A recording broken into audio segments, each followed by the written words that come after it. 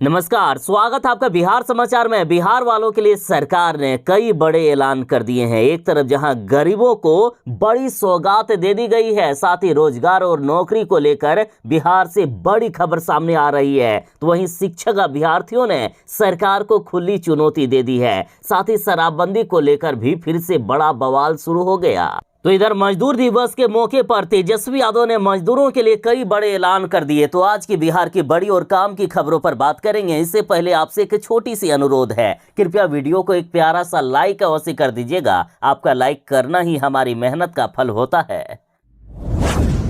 बिहार सरकार नए शिक्षकों की नियुक्ति नए नियमावली के तहत करने वाला है। इसके तहत बीपीएससी के द्वारा पहले शिक्षकों से परीक्षा ली जाएगी। जो शिक्षक अभ्यर्थी पास करेंगे वही अब सरकारी शिक्षक बनेंगे। बिहार के तमाम शिक्षक संघ और नियोजित शिक्षक इस नए नियमावली का विरोध कर रहे हैं और इसी बीच बड़ी खबर आ गई है कि सड़क पर उतर गए हैं शिक्षा मंत्री के चाचा। इन्होंने कहा कि नई नियमावली शिक्षकों के लिए काला कानून है। यदि इस नियमावली को वापस नहीं लिया गया तो हम सभी रिटायर्ड शिक्षक अपने प्राणों की आहुति दे देंगे, हम सभी जान दे देंगे।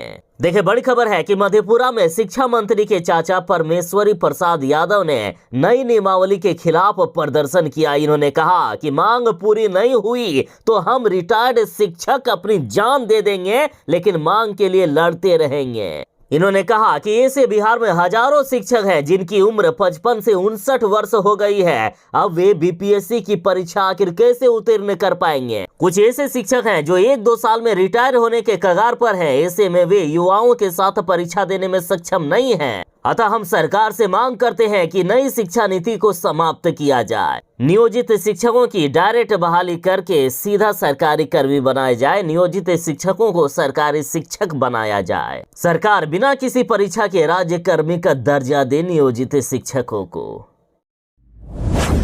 बिहार सरकार ने जो बड़ी घोषणा की थी कि बिहार के 24,000 परिवारों को इसी वर्ष जमीन देने का काम करेगी बिहार सरकार। साथ ही पूरे बिहार में सर्वे किया जाएगा कि कितने गरीब हैं जिनके पास जमीन नहीं है। उनका सर्वे पूरा होने के बाद उनको जमीन देने का कार्य करेगी बिहार सरकार। साथ ही वैसे गरीब जिनका जमीन तो है लेकिन उनके पास आवास नहीं है, उन गरीबों को भी सरकार आवास देगी। तो अब बड़ी खबर है कि इस पर काम शुरू हो गया है। भूमिहीनों के सर्वे का कार्य शुरू कर दिया गया है। देखिए, नए वास रहित भूमिहीनों को बसाने के लिए पूरे बिहार में नए सिरे से सर्वे हो रहा है और अब सरकार ने सभी अपर समाहर्ताओं को इस काम को जल्द से जल्द पूरा करने का निर्देश दिया है। इसके बाद नई सूची से भूमिहीनों को वास भूमि उपलब्ध कराने का अभियान नए सिरे से शुरू किया जाएगा। सरकार के पास अब तक जो जानकारी है उसके अनुसार करीब 24,000 ऐसे बिहार में परिवार हैं जिनके पास जमीन नहीं है। बाकी सर्वे में यदि इसकी संख्या बढ़ेगी तो उन सभी परिवारों को जमीन उपलब्ध करवाया जाएगा। साथ ही सरकार ने यह भी ऐलान किया है कि गरीबों को आवास देना हमारी प्राथमिकता है। बिहार में एक भी ऐसे गरीब नहीं होंगे जिनके पास अपना आवास नहीं होगा।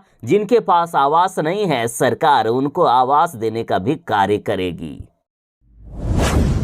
आज बिहार बर्बाद हुआ है, इसका सबसे बड़ा कारण नीतीश कुमार और लालू यादव है। इन लोगों ने मिलकर बिहार में 30 से ज्यादा सालों तक राज किया और बिहार को बर्बाद करने में कोई भी कसौटी नहीं छोड़ी। देखिए, आज बिहार से हर साल 40 लाख से भी अधिक लोग पलायन करते हैं। ये वही मजदूर हैं जो दूसरे राज्यों में जाते हैं काम करने के लिए, जहां बिहारियों को मारा जाता है, पीटा जाता है। दूसरे राज्यों में बिहारियों की सुरक्षा की इंतजाम उतनी ज्यादा नहीं है। लोग ना चाहते हुए भी दूसरे राज्य काम करने को जाने को मजबूर हैं, क्योंकि बिहार में ना तो कोई रोजगार है और ना ही कोई नौकरी। हालात इतनी खराब है कि जब जब देश में कोई भी विपत्ति आती है, सबसे ज्यादा बिहारियों को परेशानी होती है। बिहारी ही सबसे ज्यादा मारे जाते हैं।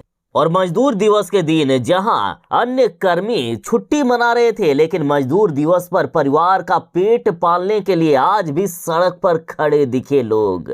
बिहार में इतनी खतरनाक गरीबी है, बिहार में रोजगार की इतनी खतरनाक स्थिति है कि देखिए, 1 मई को 2 मई की रोटी की तलाश की जा रही थी। मजदूर दिवस के दिन बड़े बड़े सरकारी पदाधिकारी, कर्मचारी एवं प्राइवेट संस्थान के लोग मजदूर दिवस पर छुट्टियां मना रहे थे। वहीं बिहार के मजदूर अपने परिवार का पेट भरने के लिए आज के दिन भी काम की तलाश पर सड़क पर खड़े दिखे। जिन मजदूरों के लिए मजदूर दिवस मनाया गया, जिन मजदूरों के लिए छुट्टी की घोषणा की गई, मजदूर दिवस के दिन भी ये 2 जून की रोटी की तलाश पर सड़क पर खड़े दिखे। आज बिहार की जनता नीतीश कुमार और लालू यादव से पूछ रहा है कि नीतीश कुमार जी और लालू यादव जी, आखिर बिहार की ही इतनी दयनीय स्थिति क्यों? बिहार में क्यों नहीं है रोजगार? बिहार में क्यों नहीं उद्योग धंधे लगाए गए? हमारा देश और हमारा बिहार भले ही विकसित हो रहा है, लेकिन बिहार के वैसे गरीबों की संख्या भी बढ़ती जा रही है जो फुटपाथ पर रहकर अपना जीवन व्यतीत करते हैं। बिहार ही नहीं, पूरे देश की बात करें तो इन लोगों की संख्या काफी ज्यादा है। हमारा देश और हमारा बिहार भले ही विकास की सीढ़ियों को चढ़ रहा है, लेकिन बिहार में कई ऐसे बच्चे हैं जो फुटपाथ पर रह के अपनी जीवन व्यतीत करते हैं। इन बच्चों का कोई भविष्य नहीं है। इनके माता पिता फुटपाथ पर रहने को विवश है, ना तो इसके पास जमीन नहीं है और ना ही इनके पास कोई घर है। कमाने का जरिया भी नहीं है। पैसे के अभाव में ये लोग फुटपाथ पर रहकर अपना जीवन व्यतीत करते हैं। लेकिन अब बिहार सरकार ने बड़ी घोषणा कर दी कि राज्य सरकार कराएगी फुटपाथी बच्चों का सर्वे और इनके माता पिता को, इनके परिजनों को आवास दिया जाएगा, घर दिया जाएगा रहने के लिए। साथ ही इनके पढ़ाई लिखाई का पूरा खर्चा सरकार उठाएगी। देखिए, सड़कों पर जिंदगी व्यतीत करने वाले बच्चों को भी अब घर जैसा माहौल मिलेगा। राज्य सरकार फुटपाथी बच्चों का सर्वे करेगी। इसके बाद इनके पुनर्वास में 13 विभाग जुटेंगे। पिछले दिनों सुप्रीम कोर्ट के निर्देश के बाद राज्य सरकार ने इस संबंध में व्यापक कार्य योजना तैयार कर ली है। ये बच्चे भी आम बच्चों की तरह अपना जीवन व्यतीत कर सके, इसके लिए सरकार ने कमर कस ली है। साथ ही देखिए, समाज कल्याण मंत्री मदन सहनी ने ऐलान किया कि हम फुटपाथी बच्चों के पुनर्वास के लिए युद्ध स्तर पर काम कर रहे हैं। इनके लिए समेकित योजना बनाई गई है और उस पर हमने काम शुरू कर दिया है।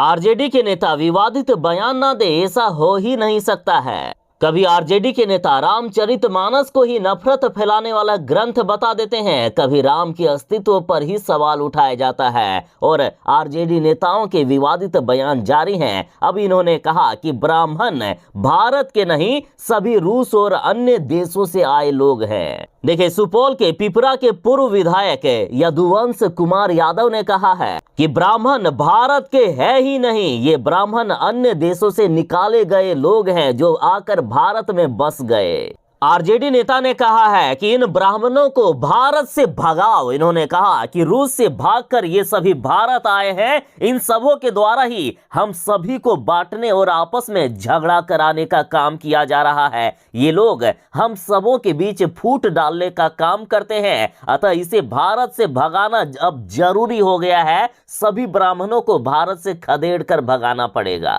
आरजेडी नेता के ऐसे बयान के बाद पूरे ब्राह्मणों की बेइज्जती की गई है। पूरा ब्राह्मण आहत है। बागेश्वर धाम के महाराज धीरेन्द्र शास्त्री पटना आ रहे हैं। हनुमान कथा कहने के लिए पटना आ रहे हैं, लेकिन इससे राजद को सबसे ज्यादा परेशानी हो रही है। धीरेन्द्र शास्त्री हिंदू राष्ट्र बनाने की बात करते हैं, वे हिंदुओं को एकजुट करने की बात करते हैं, जिससे राजद को काफी परेशानी हो रही है और तेज प्रताप यादव और जगदानंद सिंह को तो मिर्ची लग गई है और अब पटना में इसको लेकर पोस्टर वार भी शुरू हो गया है। देखिए, स्वर्ण क्रांति दल के कृष्ण सिंह कल्लू ने कहा है कि इस्लाम कबूल कर पाकिस्तान चले जाइए जगदानंद सिंह। बीजेपी के साथ अब स्वर्ण क्रांति दल ने सीधा तेज प्रताप यादव को चुनौती दे दी है कि रोक सको तो रोक लो। कृष्ण कुमार कल्लू ने कहा कि तेज प्रताप यादव को थोड़ी सद्बुद्धि आने की जरूरत है, तो वहीं जगदानंद सिंह को इस्लाम कबूल कर पाकिस्तान चले जाना चाहिए। बता दें कि 13 मई से लेकर 17 मई तक पटना के नौबतपुर में बागेश्वर धाम के बाबा हनुमान कथा कहने वाले हैं। इसको लेकर महागठबंधन के सारे नेताओं ने बागेश्वर धाम के महाराज का विरोध शुरू कर दिया है। इनको डर है कि यदि हिंदू सभी एकजुट हो गए तो हमारी राजनीति नहीं चलेगी। बिहार में नई शिक्षा नियमावली का विरोध किया गया। शिक्षक संघ ने पटना डीएम ऑफिस में प्रदर्शन किया। साथ ही बिहार के सभी जिलों में प्रदर्शन किया गया है। शिक्षक अब आर पार की लड़ाई के मूड में आ गए हैं और सीधा नीतीश कुमार जी को चुनौती दे दी गई है। शिक्षकों ने नई शिक्षक नियुक्ति नियमावली को काला कानून बताया है और इसी के प्रतिरोध में प्रतिरोध मार्च निकाला गया और सभी शिक्षक अपने अपने जिला मुख्यालय में जाकर जिलाधिकारी को ज्ञापन सौंपे और शिक्षकों ने नीतीश कुमार जी को चुनौती देते हुए कहा कि अगर ये नियमावली अविलंब वापस नहीं ली जाती है तो शिक्षक चरणबद्ध तरीके से पूरे बिहार में आंदोलन करेंगे और सरकार की जड़ों को हिला देंगे और सत्ता से बाहर कर देंगे। शिक्षकों ने कहा है कि सरकार अभी शिक्षकों के आंदोलन से परिचित नहीं है, इसलिए शिक्षकों को खंड खंड में बांट रही है। ऐसा नहीं चलेगा, सरकार को बिना शर्त राज्यकर्मी का दर्जा हमें देना होगा। अब बिहार के शिक्षक मानने वाले नहीं है, सरकार को नई नियमावली वापस लेना होगा, नहीं तो आर पार की लड़ाई जारी रहेगी। बिहार में फिर से जंगल राज की कहानी लिखी जा रही है। देखिए, मोतिहारी में अंधाधुंध दिन दहाड़े फायरिंग कर दी गई, एक युवक को वहीं पर मार दिया गया और 3 युवक गंभीर रूप से घायल हैं। अब बिहार में लालू यादव की सरकार की तरह फिर से गैंगवार शुरू हो गया है। मिली जानकारी के अनुसार छतौनी थाना क्षेत्र के मढ़िया निवासी देवा शाह अपने अन्य साथियों के साथ मिलकर घर के पास के ही पान दुकान पर ठंडा पी रहा था और इसी दौरान एक पर 2 अपराधी आए और इन लोगों पर अंधाधुंध फायरिंग कर दी। इस फायरिंग की घटना में एक युवक की मौके पर ही मौत हो गई, वहीं 4 युवक जख्मी हैं, 3 की हालात गंभीर बताई जा रही है। अब सवाल ये बन रहा है कि आखिर नीतीश कुमार की पुलिस कर क्या रही है। आए दिन बिहार में आपराधिक घटनाएं बढ़ती ही जा रही है। बीजेपी ने तो इसे जंगल राज की आहट बता दिया है। बीजेपी ने कहा कि अभी तो शुरुआत है, इससे भी खतरनाक महाजंगल राज आने वाला है बिहार में। कर्नाटक विधानसभा चुनाव आ रहा है और कर्नाटक में बीजेपी का संकल्प पत्र जारी हो गया है। समान नागरिकता संहिता लागू करने का बीजेपी ने वादा किया। कर्नाटक में यदि बीजेपी चुनाव जीत जाती है तो जनता को आखिर क्या क्या मिलने वाला है, इसको लेकर बीजेपी ने घोषणा कर दी है। यदि कर्नाटक में बीजेपी चुनाव जीत जाती है तो समान नागरिक संहिता लागू किया जाएगा। इसमें कहा गया है कि सरकार बनने पर राज्य में अटल आहार केंद्र की शुरुआत की जाएगी। बीपीएल परिवारों को 3 सिलेंडर निःशुल्क प्रदान किया जाएगा और आर्थिक रूप से कमजोर परिवारों को आधा लीटर नंदिनी दूध, 5 किलो चावल और 5 किलो मोटा अनाज फ्री में दिया जाएगा। साथ ही जरूरतमंद लोगों को 5 लाख रुपए के लोन पर ब्याज में सहूलियत दी जाएगी। इसके साथ ही किसानों को बीज के लिए 10,000 रुपए देने की भी पेशकश की गई है। इसके साथ ही उगादी, गणेश चतुर्थी और दिवाली के दौरान बीपीएल कार्ड धारकों के लिए मुफ्त एलपीजी सिलेंडर देने का आश्वासन दिया गया। साथ ही बीजेपी शहरी इलाकों में 5 लाख और ग्रामीण इलाकों में 10 लाख घर बनाने की भी घोषणा किए हैं। बागेश्वर सरकार धीरेन्द्र शास्त्री के खिलाफ बिहार में मुकदमा दर्ज हो गया है। खुद को भगवान का अवतार बताकर लोगों को धोखा देने का इन पर आरोप लगा है और वैसे देखा जाए तो ये कभी भी अपने आप को भगवान नहीं बताते हैं, बल्कि ये अपने आप को भगवान का भक्त बताते हैं, अपने आप को हनुमान का, बालाजी का भक्त बताते हैं। हमेशा धीरेन्द्र शास्त्री यही कहते हुए नजर आते हैं कि सब बालाजी की कृपा से हो रहा है। लेकिन बिहार से खबर है कि खुद को भगवान से तुलना करने के आरोप में बागेश्वर बाबा के खिलाफ वरीय अधिवक्ता सूरज कुमार के द्वारा मुजफ्फरपुर व्यवहार न्यायालय में एक परिवाद दायर किया गया है। अधिवक्ता ने आरोप लगाया है कि राजस्थान में एक धर्म सभा के दौरान धीरेन्द्र शास्त्री ने अपने आप को हनुमान जी का अवतार बताया था, जो हिंदू धर्म की भावनाओं से खिलवाड़ है और इसी से आहत होकर भादवी की धारा 295 को 298 505 के तहत परिवाद दर्ज कराया गया। इस परिवाद को कोर्ट ने स्वीकार भी कर लिया है और इस मामले में 10 मई को सुनवाई होने वाली है। बाकी आप बागेश्वर धाम के सरकार के बारे में क्या सोचते हैं, अपनी राय भी कमेंट में दीजिएगा। सम्राट चौधरी ने मुख्यमंत्री नीतीश कुमार जी पर हमला करते हुए कहा है कि गजनी की तरह शॉर्ट टाइम मेमोरी लॉस हो गया है नीतीश कुमार जी का। सम्राट चौधरी बोले हैं कि नीतीश कुमार गजनी हो गए हैं, उन्हें कुछ भी याद नहीं रहता है। बिहार में आज गुंडों का राज हो गया है, यही कारण है कि बिहार में जंगल राज जैसी स्थिति है और इसलिए शराबबंदी भी सफल नहीं हो पा रही है।